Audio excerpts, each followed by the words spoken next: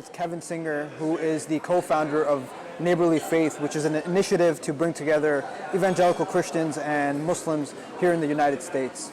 So right off the bat, Mr. Singer, we would love to hear what is the Neighborly Faith Initiative? How did it get started? Yeah. What is the mission statement for it? Yeah. So I co-founded Neighborly Faith with my colleague Chris back when we were graduate students at Wheaton College, which is it's been called by some the flagship evangelical college in America. And our classmates, faculty, they weren't thinking or speaking a whole lot about what is our responsibility to other faith groups, and particularly Muslims, which our tradition has not historically had great relationships with.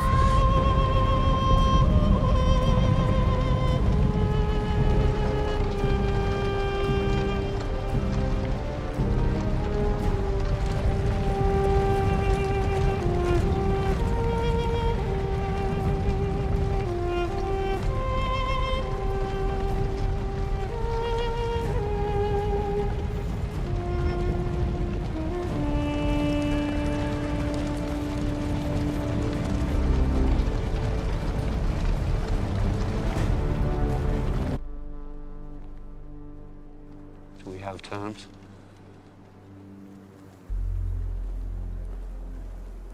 We have terms.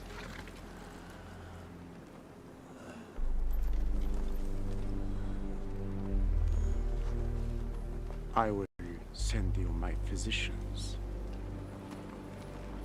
Assalamu alaikum. Wa alaikum assalam. Mostly for really unfortunate political reasons. And so we really wanted to sort of blaze a trail for evangelicals to have the tools and the resources to be good neighbors to people of other faiths, but predominantly Muslims. Neighborly Faith, huh? Yeah, Neighborly Faith. Yeah, Neighborly Faith. That's how the name was coined. That's awesome. And so most of our work is on college campuses. We're interested in how do we steward this young evangelical enthusiasm for pluralism, for really getting to know our neighbors before we talk about them, maybe talk to them. Yeah. And a lot of evangelicals are seeing what's happening among the older generations and the way that older evangelicals in many ways have given themselves over in certain ways to the political right and to certain ways of thinking and being that I don't think are actually faithful to Christianity for the sake of maintaining good status within a certain political tribe. And a lot of young evangelicals see right past that. They feel like it's disingenuous. It's not what they were taught. And that's not what their colleges are telling them what it means to be a Christian in our globalized society. So we're really trying to steward that energy and that enthusiasm, and we're doing some conferences on Christian college campuses and really trying to train and equip young Christian evangelicals to be the best, most hospitable, loving, and generous neighbors that they can be. Can you speak a little bit about the tradition of evangelicalism? Yeah. Some of our viewers may not be familiar with the plurality of the Christian faith. Just like there's a plurality in the Islamic faith, the Sunni tradition, the Shia tradition, the Sufi tradition, the Ahmadi, Ismaili tradition. There's also plurality in the Christian faith as well. Can you speak about how evangelicalism differs, or is maybe a different spiritual focus? Yeah. So a lot of people may have images of Christian evangelicalism through what was called the Billy Graham Crusades of the 50s through 60s. That's what I thought of. What do you know about these people? Just observation and deduction. See a propensity for obesity, poverty, a yen for fairy tales. Folks putting what few bucks they do have in the little wicker baskets being passed around. I think it's safe to say that nobody here is going to be splitting the atom, Marty. Some folks enjoy community, the common good. Yeah, well, if the common good's got to make up fairy tales, then it's not good for anybody. I mean, can you imagine if people didn't believe things they get up to? Exact same thing they do now, just out in the open. Bullshit. If the only thing keeping a person decent is the expectation of divine reward, then, brother, that person is a piece of shit.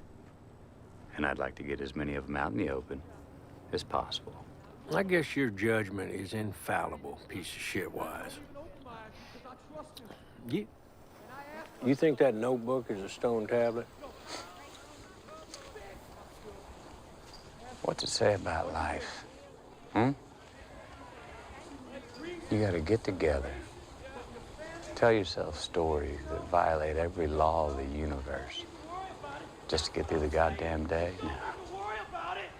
What's that say about your reality, Marty? Certain linguistic anthropologists think that religion is a language virus that rewrites pathways in the brain, dulls critical thinking. Well, I don't use $10 words as much as you, but for a guy who sees no point in existence, you sure fret about it an awful lot. And you still sound panicked. At least I'm not racing to a red light.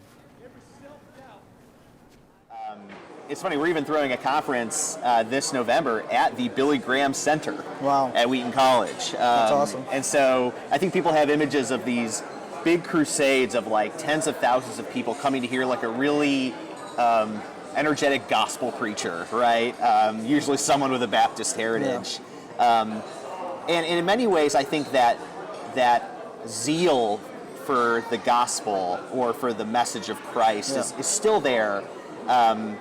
And there's lots of seminaries and churches out there that are really like zealous about the Bible and about the person and work of Christ and how we can help our neighbors to see that is also a cherished part of the tradition, is being persuasive in our culture and public. And so, evangelicals for a long time have been a political pawn in some ways of certain political parties, and particularly, Republicanism. And, a lot of that comes down for some evangelicals to social and ethical issues like abortion. A lot of evangelicals are very staunchly pro-life. But I think from a spiritual, religious perspective, evangelicals are just really serious about the life, death, and resurrection of Christ and telling everybody else about it.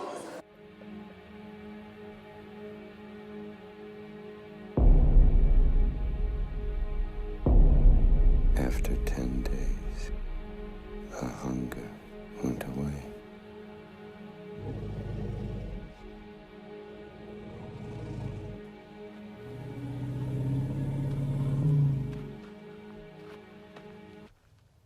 Your heart is so greedy.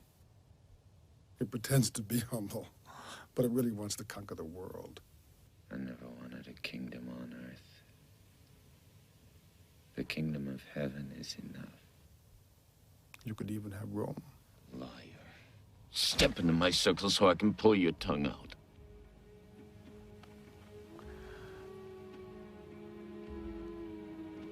You are God. The Baptist knew it. Now it's time you admit it. You are his son, the only son of God. Join me. Join me. Together we'll rule the living and the dead. You'll give life and you'll take life. You'll sit in judgment and I'll sit next to you. Imagine how strong we could be together. Satan. And one of the biggest hurdles that I think us as believers have is that stigma of organized religion. And it psychologically creates a team mentality. This in-group, out-group phenomenon that we see in social psychology. And it's like, we respect people and, we have a really big focus on diversity, but we're not willing to really get to know one another. Even though, as it says in the Quran, we made you of different cultures and traditions so you may get to know one another. And what does it mean to get to know one another?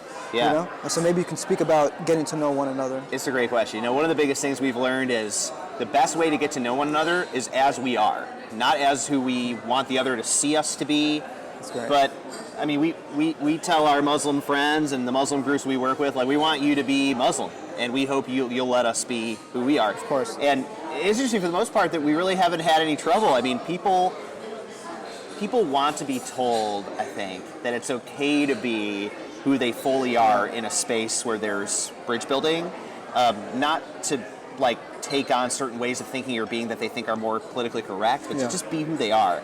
And we found that when we really kind of create a culture of genuinity or authenticity, there's more of an eagerness to get to know the other person, because I think we really want to know people as they are. And so I think that really starts with that. I think the other thing, too, is recognizing that we have areas of commonality and difference. a lot of people, I think, a lot of times people want to prioritize one over the other for certain aims.